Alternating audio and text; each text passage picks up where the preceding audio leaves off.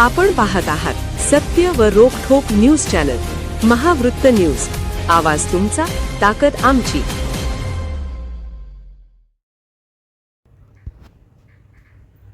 पावसाळ्यापूर्वी सर्व प्रलंबित कामांना गती द्या, आमदार अमल महाडिक।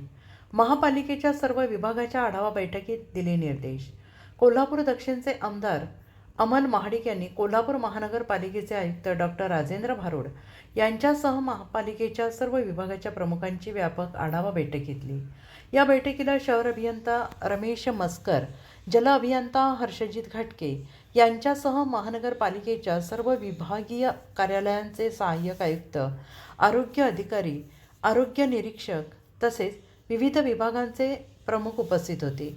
यावेळी बोलताना आमदार महाडिक यांनी कोल्हापूर शहरातील अपूर्ण असणाऱ्या ड्रेनेज पाईपलाईन, पाणी पाईपलाईन, गॅस पाईपलाईनची विभागनिहाय माहिती घेतली असून अमृत 2.0 मधून बापट कॅम्प परिसरात सुरू असलेल्या ड्रेनेज पाईपलाईनचे काम का थांबले आहे, अशी विचारणा आमदार महाडिक यांनी केली। यावेळी उत्तर देताना जल अभियंता घाटगे यांनी या परिसरात रस्ते नव्याने केल्याने हे काम थांबल्याचं स्पष्ट केलं आहे। यावर लवकरात लवकर तोडगा काढून ड्रेनेज लाईनचे काम पूर्णत्वाला न्यावे। ड्रेनेज कामासाठी रस्ते उतरल्यानंतर रेस्टोरेशनचे काम दर्जेदार होईल, याकडे लक्ष देण्याच्या सूचना महाडिक यांनी दिल्या।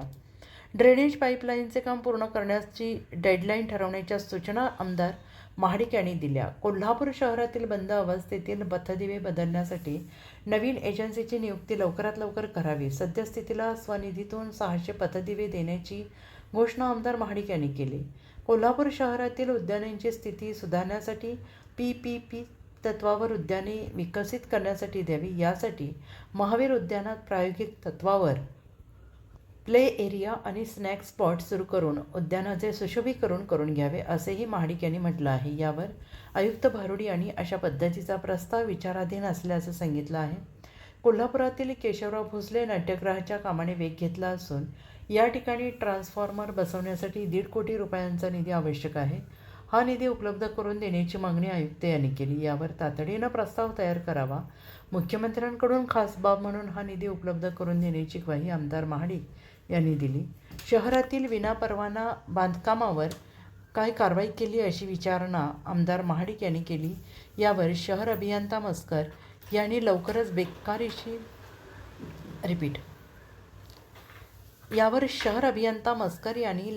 बेकायदेशीर बांधकामे आणि अतिक्रमणाविरोधात धडक मोहीम उघडणार असल्याचं सांगितलं। अतिक्रमण निर्मूलनावेळी पोलीस प्रशासनाचे सहकार्य घ्यावे, अतिक्रमणे पुन्हा होऊ नयेत यासाठी कडक कारवाई करावी, अशा सूचना महाडिक यांनी दिल्या आहेत। घरातील नालेसफाईच्या कामांबाबत समाधान व्यक्त करताना पावसाळ्यात खुदाईची कामे कटाक्षाने टाळावीत, असे निर्देश आमदार अमल महाडिक यांनी दिले आहेत। शहरातील CCTV यंत्रणा अद्ययावत करण्यासाठी पोलीस प्रशासनासोबत स्वतंत्र बैठका घेऊन मार्ग काढावा।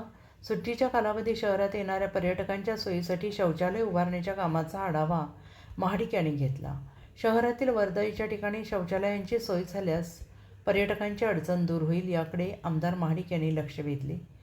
शहरातील दिशादर्शक फलक आणि चौक सुशोभीकरण या संदर्भात या बैठकीत विस्तृत चर्चा झाली। शहरातील एक चौक स्वनिधीतून सुशोभित करून देण्याची घोषणा आमदार महाडिक यांनी केली। शहरातील महत्त्वाचे रस्ते दुरुस्ती, पाईपलाईन गळती काढणे यासाठी विशेष निधी उपलब्ध करून दिला जाईल। पावसाळ्यापूर्वी ही सर्व कामे करून घेण्यासाठी आराखडा बनवावा, अशा सूचना महाडिक यांनी दिल्या।